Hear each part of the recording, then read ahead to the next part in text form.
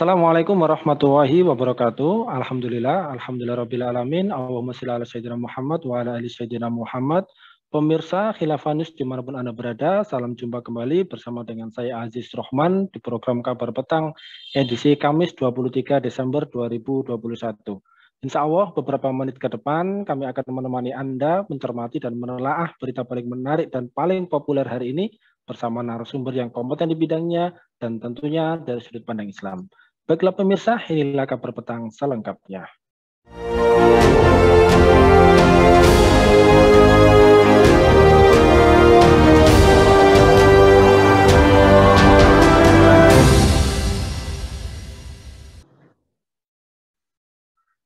Pemirsa, Menteri Kesehatan Menkes Budi Gunadi Sadikin berbicara soal kemunculan varian Omikron dan vaksinasi corona dunia. Menurut Menkes Budi, Omikron menunjukkan ketidakadilan vaksin, jadi tidak ada gunanya. Menkes Budi dalam rapat kerja Komisi 9 DPR RI Selasa 14 Desember yang lalu menyatakan bahwa Omikron adalah pertunjukan yang sangat baik betapa ketidakadilan vaksinasi jadi tidak ada gunanya.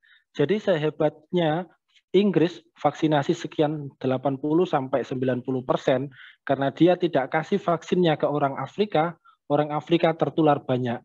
Jadi mutasi, keluar varian barunya masuk ke Inggris.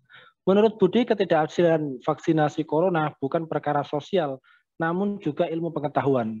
Vaksinasi corona satu negara tidak semata menuntaskan pandemi. Buktinya kemunculan Omikron di Afrika.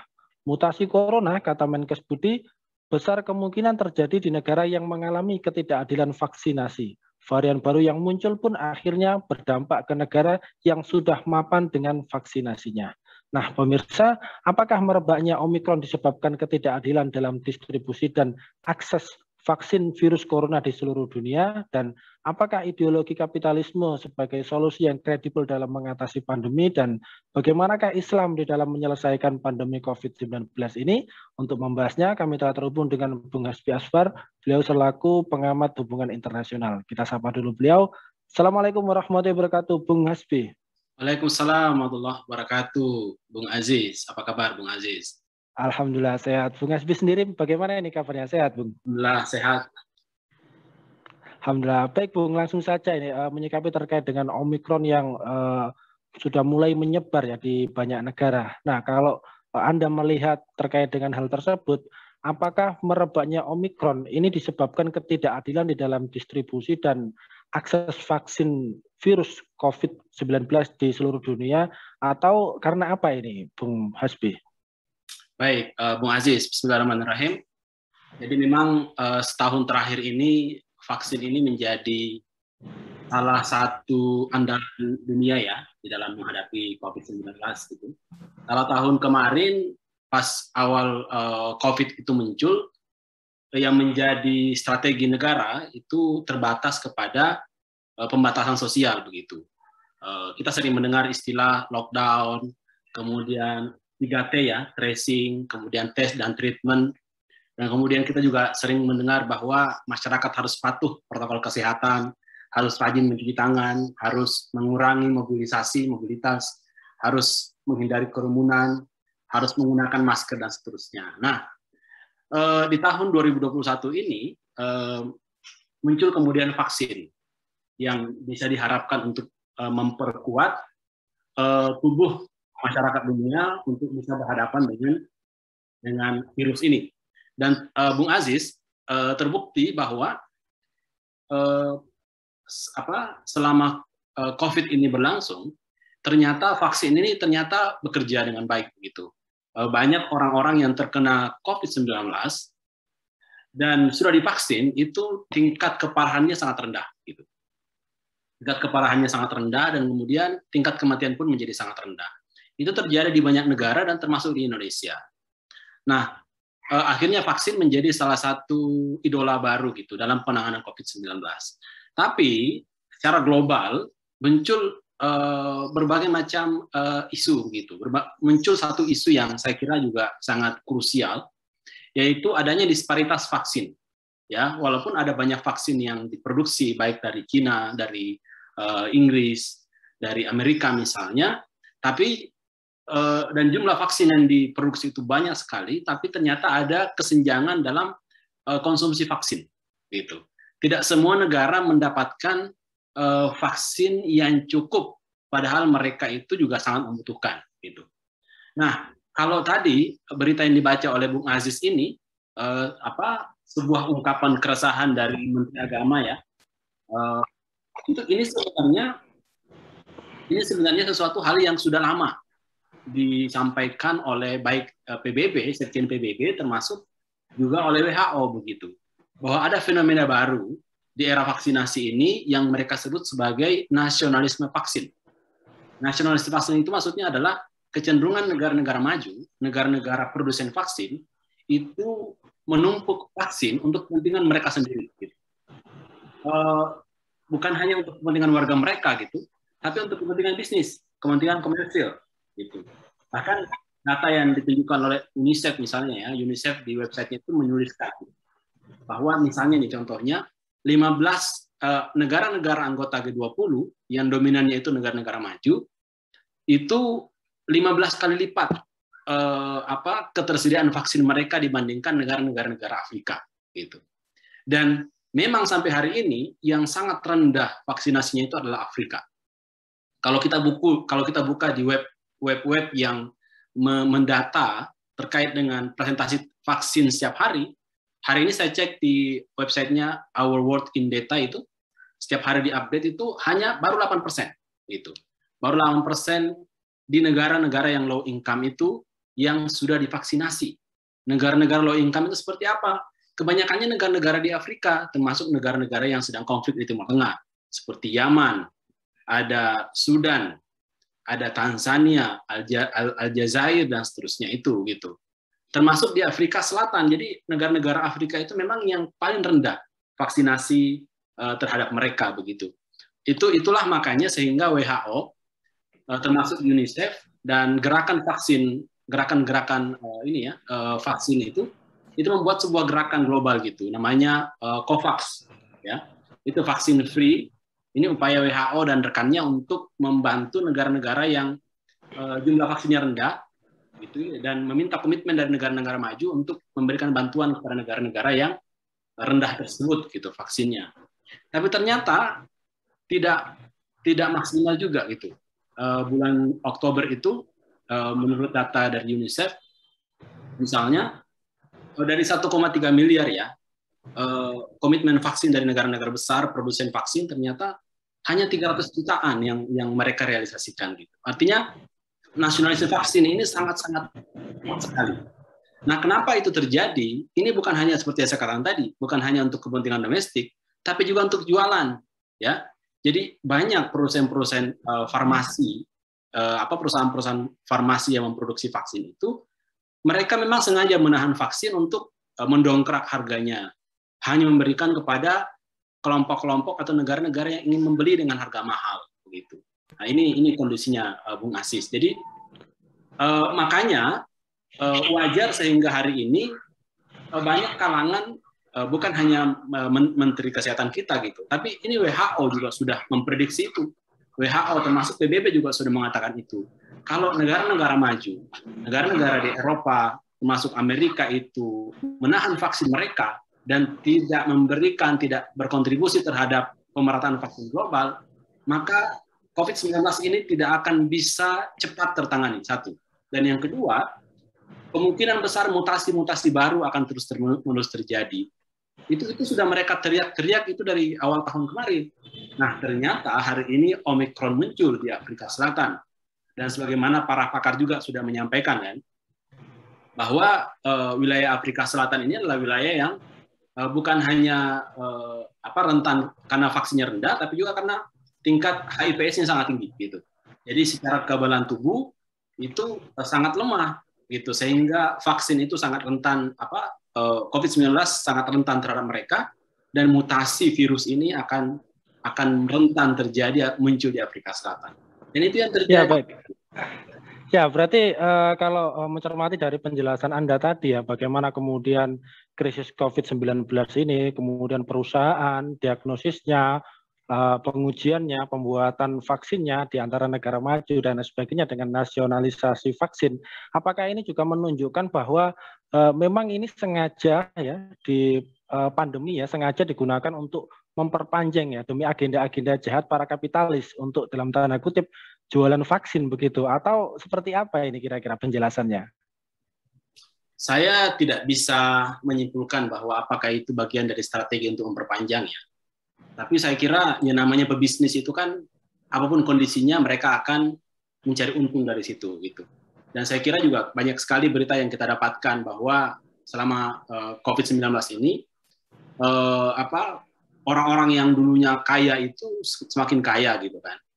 Gitu. Artinya memang COVID-19 ini tidak sedikit menguntungkan segelintir orang, utamanya kalangan-kalangan atau perusahaan-perusahaan farmasi. Tapi untuk sampai menyimpulkan bahwa ini sengaja mereka lakukan, secara langsung saya tidak bisa mengatakan iya ya. Tapi secara tidak langsung, dalam arti seperti yang dikatakan oleh WHO tadi, bahwa ketika kesenjangan vaksin dibiarkan terus-menerus terjadi, maka COVID ini akan terus bermutasi dan akan butuh waktu lebih lama untuk menyelesaikan ini. Gitu. Saya kira kalau secara tidak langsung, saya kira itu sudah terjadi. Tapi secara langsung saya tidak berani mengatakan itu, karena ini kita butuh data yang akurat untuk bisa menyimpulkan itu. Terima kasih. Ya, baik Bung.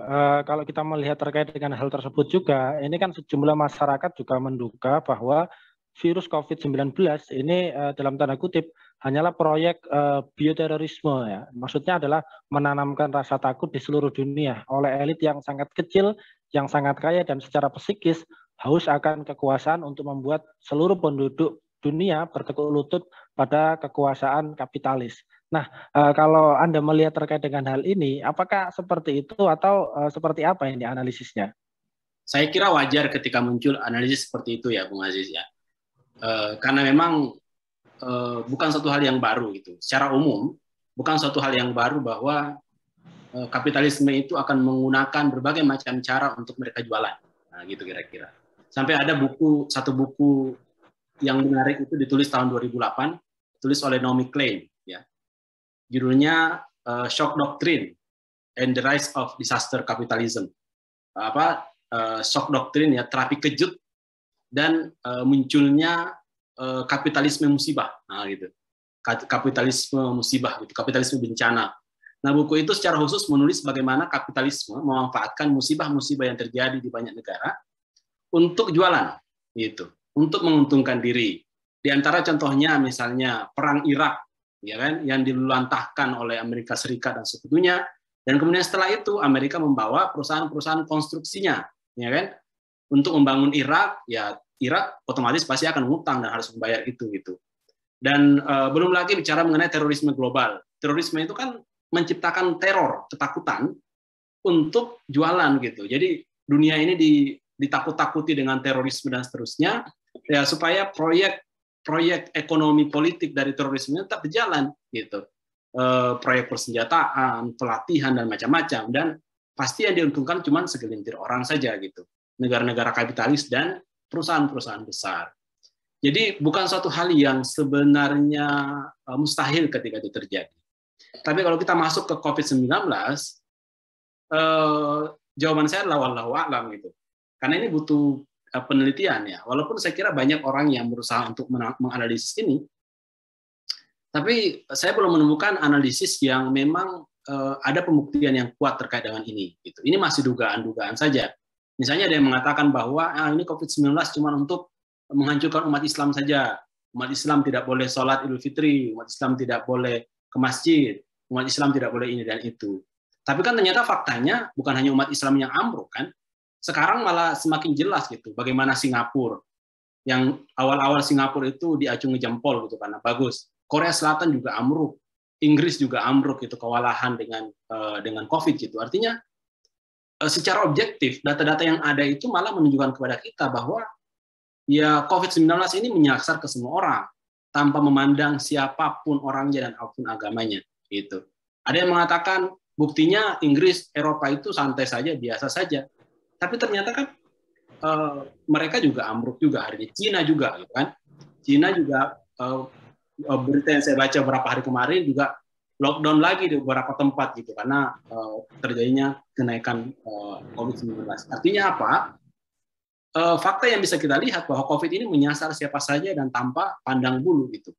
Jadi kalau ada yang mengatakan ini permainan, ini dan itu, menurut saya belum menemukan data yang akurat yang bisa memberikan penjelasan yang real kepada kita tentang itu. Kalau hanya dugaan-dugaan, ya ternyata, tapi faktanya saya kira bercerita yang lain gitu. Analisis politik itu boleh, berteori itu boleh, gitu kan? Tapi teori itu harus punya landasan faktual atau empirik yang bisa memperkuat dari teori tersebut. Ya, baik Bung Hasbi, kalau kita melihat bagaimana penanganan COVID-19 ini kan kita melihat bahwa kapitalisme sendiri sebagai solusi yang kredibel, apakah ini mampu ya mengatasi pandemi begitu, dan kalau kita melihat Islam sendiri ya, kemudian bagaimanakah politik kesehatan di dalam Islam untuk menyelesaikan masalah semacam COVID-19? Apakah Islam memiliki solusi tuntasnya atau seperti apa ini? Bisa dijelaskan Bung Hasbi? Baik, Bung Aziz. Ya, saya kira COVID-19 ini adalah refleksi buat kita semua lah, bahwa sistem kapitalisme global ini ternyata tidak mampu bertahan, bahkan ya oleh virus terkecil sekalipun gitu. Itu satu hal. Yang kedua adalah bahwa itu juga bisa menjadi refleksi buat kita bahwa dunia selama ini itu ternyata hanya menguntungkan segelintir negara saja gitu. Yang kaya cuma segelintir negara saja, yang kuat kesehatannya cuma segelintir negara saja. Dan saya kira inilah waktunya kita melakukan refleksi gitu, bahwa ke depan ya jangan lagi kita tergantung pada negara-negara besar. Kita harus memperkuat diri kita sendiri secara mandiri, memperkuat ekonomi kita, sumber daya alam yang kita punya kita kelola sendiri, sehingga kita punya duit yang banyak untuk bisa menghadapi segala macam musibah. Saya kira kalau kita bicara mengenai Islam, saya kira semua impian orang itu, saya kira Islam itu pasti bisa menjawabnya gitu. Misalnya gini, orang ingin bahwa di era pandemi kebutuhan mereka tercukupi. Orang ingin di era pandemi negara bisa sigap untuk mengambil peran yang maksimal untuk menangani pandemi. Ada orang yang sakit diberikan kesehatan yang layak, diberikan kesehatan yang tercukupi, layanan kesehatan yang tercukupi gitu. Dan semua kebutuhan-kebutuhan lainnya itu tercukupi. Saya kira ini harapan semua orang, dan Islam itu ternyata bisa menjawab semua gitu. Dalam konsep Islam misalnya gitu ya, bicara mengenai politik kesehatan dalam Islam, kita tidak hanya bicara mengenai bagaimana ketersediaan dokter, bagaimana ketersediaan obat-obatan atau vaksin gitu, bagaimana ketersediaan rumah sakit. Bukan hanya bicara itu, tapi kita juga bicara mengenai basis ekonomi yang menopang, basis ekonomi dan basis politik yang menopang semua itu. Karena negara-negara yang punya sistem kesehatan yang bagus, otomatis punya leadership yang bagus, otomatis punya sistem ekonomi yang bagus yang bisa menopang semua itu. Nah, Islam itu memberikan pendekatan yang menurut saya komprehensif, sangat komprehensif dalam menyelesaikan persoalan, khususnya persoalan kesehatan yang terjadi di hari ini gitu. Ya, baik Bung Hasbi. Terakhir Bung, kalau kita melihat ya, dunia saat ini kan belum selesai dengan pandemi COVID-19, namun wajah dunia ini harus merias diri dengan tampilan yang berbeda sebelum hingga pasca pandemi ini berakhir. Nah, kalau Anda melihat terkait dengan dunia saat ini ya, bagaimanakah dunia hari ini dan ke depan? Ini seharusnya dunia ini harus berubah. Cuma berubahnya seperti apa ini, Bung Hasbi? Bisa dijelaskan? Ya, baik, Bung Aziz. Banyak orang yang berusaha untuk menganalisis ya, bagaimana sih seharusnya dunia ke depan pasca pandemi gitu. Ada yang melihat bahwa dunia ke depan pasca pandemi ini menjadi tidak globalis lagi, menjadi tidak liberal lagi gitu, karena melihat kegagalan liberalisme dan kapitalisme. Ada yang menyebut bahwa ya dunia ke depan itu kayaknya lebih sosialistik, lebih manusia itu lebih saling menolong satu sama lain gitu dan seterusnya. Saya kira kalau kita sebagai Muslim ya kita harus melihat bahwa ini adalah peluang besar bagi kita umat Islam untuk mendakwahkan Islam ke seluruh masyarakat dunia gitu. Bahwa Islam itu punya sudut pandang yang khas di dalam menghadapi pandemi gitu. Bukan hanya seperti yang saya bilang tadi, bukan hanya dalam aspek pandeminya saja, tapi juga dalam membangun struktur negara yang kuat sehingga mampu menghadapi ancaman atau musibah apapun. Bukan hanya musibah kesehatan, tapi juga musibah bencana alam yang lain. bahkan termasuk menghadapi perang gitu. Itu negara dalam Islam itu memang harus diperkuat. Kalau dalam perspektif Islam, negara harus diperkuat, industri harus ditingkatkan, dibikin tangguh, ekonomi harus diperkuat, bukan hanya ekonomi yang maju, tapi juga ekonomi yang mensejahterakan dan keadilan untuk seluruh umat manusia. Dan kalau kita bicara mengenai konsep politik dalam Islam, konsep politik dalam Islam bukan hanya untuk umat Islam saja, tapi konsep politik dalam Islam untuk orang-orang, semua warga yang di bawah naungan negara Islam begitu, baik Muslim ataupun non-Muslim, bahkan termasuk warga-warga di negara yang lain. Kita bisa melihat dulu bagaimana Turki Utsmani memberikan bantuan kepada Amerika Serikat pada saat bencana kelaparan misalnya. Turki Utsmani memberikan bantuan kepada negara-negara di Eropa gitu, di era penjajahan dan seterusnya dan seterusnya. Nah, saya kira ini adalah model yang terbaik menurut saya yang kita bisa tawarkan kepada masyarakat dunia. Bagaimana Islam itu bisa menghadapi dan bisa membangun negara yang tangguh untuk menghadapi berbagai macam musibah apapun. Demikian, Bung Aziz. Ya, baik Bung Hasbi. Jadi masalah pandemi ini tidak hanya sekedar masalah kesehatan, tetapi bagaimana negara itu kemudian mengelola ya politiknya dan lain sebagainya sehingga kemudian bisa memproteksi ya sedini mungkin virus atau pandemi itu muncul dan kemudian bisa menyelesaikannya. Baik, ini Masya Allah ini luar biasa pencerahannya ini. Syukron, jazakumullah khairan kasiran. Terima kasih untuk Bung Hasbi Azwar ya telah menyempatkan waktunya untuk hadir di Kabar Petang pada edisi kali ini. Insya Allah nanti kita ketemu lagi di lain waktu dan juga lain kesempatan. Semoga Anda dan keluarga senantiasa sehat selalu dalam lindungan Allah Subhanahu wa Ta'ala. Assalamualaikum, Bung Hasbi. Waalaikumsalam warahmatullahi wabarakatuh. Terima kasih, Bung Aziz. Ya. Baik pemirsa, demikianlah Kabar Petang pada edisi kali ini. Semoga Anda mendapatkan banyak manfaat dari acara kami. Jangan lupa saksikan kami besok di jam dan channel yang sama. Dan jangan lupa juga like, comment, share, subscribe, serta klik tekan tombol loncengnya agar tidak ketinggalan update terbaru dari Khilafah News.